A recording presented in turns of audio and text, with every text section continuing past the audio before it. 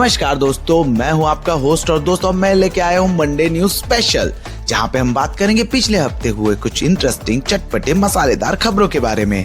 So let's start. पिछले हफ्ते के शुरुआत में ही रोहित शर्मा ने अपने अनबिलीवेबल ट्रांसफॉर्मेशन से पूरे इंटरनेट में आग लगा दी थी। बंदा 2027 के वर्ल्ड कप के लिए पूरे तरीके से कमिटेड दिख रहा है। यहाँ तक कि सुनने में आया उसके फिटनेस टेस्ट का स्कोर 19.4 था। Really unbelievable. फिटनेस टेस्ट की बात चली रही है तो विराट कोहली ने भी पिछले हफ्ते अपना फिटनेस टेस्ट दिया, लेकिन विराट कोहली कुछ काम करे उसमें कंट्रोवर्सी ना हो, मुमकिन है क्या? उन्होंने अपना टेस्ट इंग्लैंड में दिया, जिसको देख करके काफी देशभक्तों को काफी बुरा लगा। उनका कहना था क्या वो एक दिन के लिए इंडिया आकर के ये टेस्ट नहीं दे सकता था? ये वही लोग हैं जो वोट देने के लिए डायरेक्ट दिल्ली जाते हैं।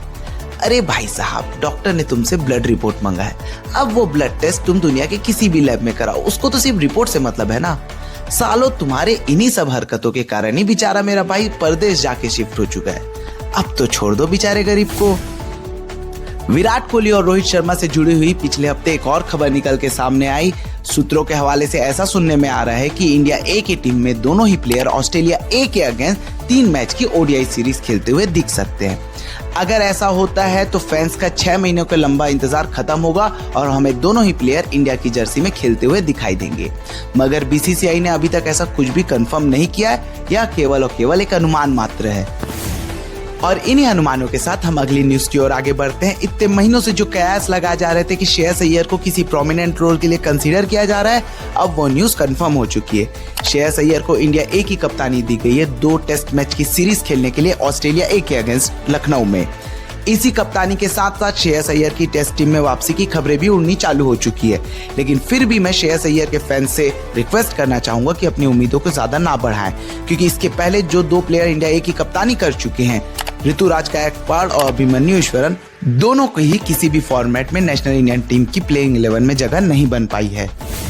चूंकि ऋतुराज की बात चली रही है तो अगली खबर ये निकल के सामने आती है कि बाकाबुची ट्रॉफी और दिलीप ट्रॉफी में ऋतुराज ने शानदार 2 शतक लगाए और इसी टाइम में इंडिया ए की टीम भी अनाउंस हुई, जिसके अनाउंस होते ही ऋतुराज के फैंस ने इंटरनेट पे जस्टिस फॉर ऋतु स्टार्ट कर दिया है।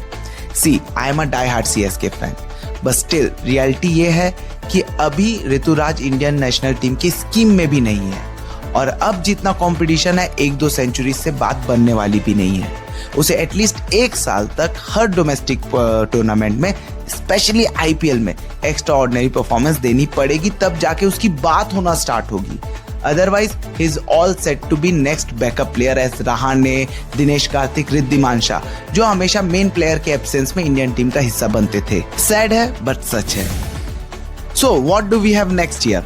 हार्दिक पांड्या ने एशिया कप जाने से पहले अपना एक नया हेयर कट कराया, जिसको देखकर इंटरनेट 2 हिस्सों में बदल चुका है। बहुत लोगों को तो ये हेयर कट पसंद भी आ रहा है, बट कुछ लोग इसी हेयर कट के नीचे छपरी इज बैक जैसे कमेंट कर रहे हैं और ऐसे लोगों को मैं सिर्फ एक ही चीज कहना चाहूंगा, फक ऑफ। ये वही लोग हैं जब इंडिया क्लच सिचुएशन में फंसता है तो ये हार्दिक छपरी पांड्या हार्दिक क्लच गॉड पांड्या बन जाता है। तो ऐसे दोगलो लोगों की बात पे ज्यादा ध्यान देने की जरूरत भी नहीं है।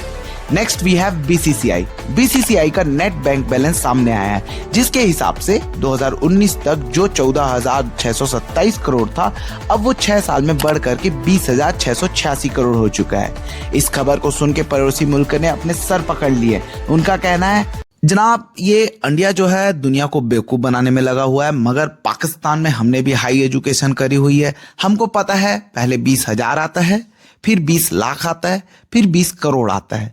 20,000 करोड़ जैसा आंकड़ा कुछ होता ही नहीं है।